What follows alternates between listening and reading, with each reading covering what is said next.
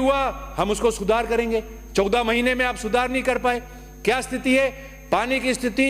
आगे गर्मी का मौसम आएगा, सबको भुगतनी है, आपको, मेरे को, जितने सदस्य यहाँ जो जिनके ड्राई एरिया है और जो वाटर सप्लाई के अभाव में जिन लोगों को तकलीफ आती है उन सबको भुगतना है। मेरे क्षेत्र में जल जीवन मिशन का काम चल रहा है, आपने कहा था उसको ठीक करेंगे।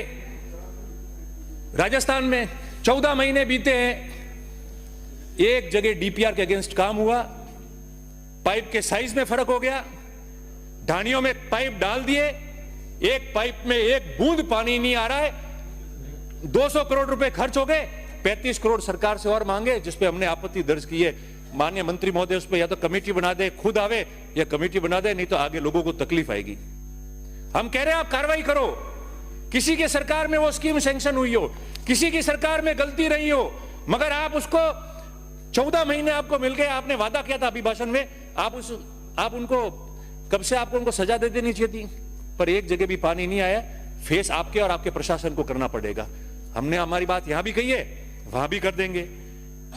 गोपालन मंत्री जी बैठे, आप भी उस क्षेत्र से आते हैं, गौ सेवा, गायों को सब्सिडी दे रहे हम लोग, गौशालाओं को। मैंने पूर्व में भी आपको निवेदन किया था, बजट अभी आया है, बजट में निवेदन किया था, अब बजट आ रहा है। और आपके माननीय जो हाँ पक्ष के सदस्य बैठे, माननीय सदस्य, कई सदस्यों ने उस मेरी बात को दोहराया भी था, और मैं वापस आपको निवेदन कर रहा हूं, गाय बचानी है, गायों का काम करना है, और वास्तव में गौ सेवा का, गौ माता जिंदाबाद का नारा अगर मन से हमको देना और मुख से नहीं देना है, तो आप मेहरबानी करके, जो पशुपालक गाय लेके इधर उधर जाता है, झुंड में सैकड़ों गाय रखता है, हजारों गाय रखता है, आप उसको, जो सच्चे रूप में सेवा कर रहा है, आप उसको सब्सिडी देना शुरू कर दो। अगर आप दोगे तो आपको बहुत अच्छा पुण्य भी मिलेगा और वो गाय भी बच जाएगी। ये मैं आपको निवेदन कर रहा हूं, क्योंकि उसके बारे में नहीं कहा। राज्यपाल जी ने कहा अंतिम छोर में व्यक्ति के बारे में सुनो और सोचो, वो अंतिम छोर का व्यक्ति है। गौशालाओं में सब्सिडी दे रहे हो, कई बहुत अच्छा काम कर रहे हैं और कहीं कैसा काम कर रहे हैं आप खुद जाके देख लो, मगर उस पशुपालक को अगर सब्सिडी मिलेगी तो उसकी गाय बच जाएगी। 2 मिनट में पूरा कर दूंगा अध्यक्ष जी, मिल जाएगी। दूसरी 2 बातें मेरी थी, पट्टे की जो बात आई है, गुमंतु, अर्ध गुमंतु पशुपालक, डीएनटी के लोग, उनको आपने देने की बात की है, दिए भी है कई लोगों को, मगर वो अपना, आपका सपना साकार नहीं हो सकता, हमारा भी नहीं हो सकता है, क्योंकि पूर्व में वो गांव के बाहर रहते थे, बाड़े वहां होते थे, वो गोचर में जाके बस गए। सुप्रीम कोर्ट के नियम है, निर्देश है, आप गोचर को डायरेक्ट 1-2 कामों के अलावा कन्वर्ट नहीं कर सकते, मगर आप कैबिनेट में ऐसा बिल लो और विशेष अनुमति लो, ताकि दूसरी जमीनें आपकी आरक्षित हो जाए और उन जमीनों पे बाड़े लेके जो छोटे छोटे लोग बैठे हैं उनको जो है वो नियमन करके वो पट्टे मिल जाए। और माननीय सारे सदस्य, अंत में मैं बता रहा हूं आपको कि 2 बातें और है।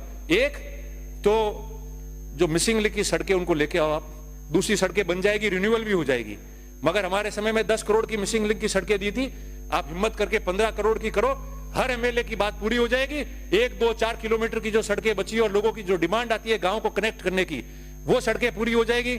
आपने उसकी उल्लेख इस अभिभाषण में नहीं किया। और अंत में राज्यपाल जी ने अपना समापन करते हुए भाषण में सरदार वल्लभ भाई पटेल जी को याद किया और अंबेडकर जी को याद किया। मेरा इतना ही निवेदन है अध्यक्ष महोदय आपके मार्फत कि एमएलए लैड्स की जो गाइडलाइंस बनी हुई है वो बहुत पुरानी है, उसमें चेंजेस आने चाहिए।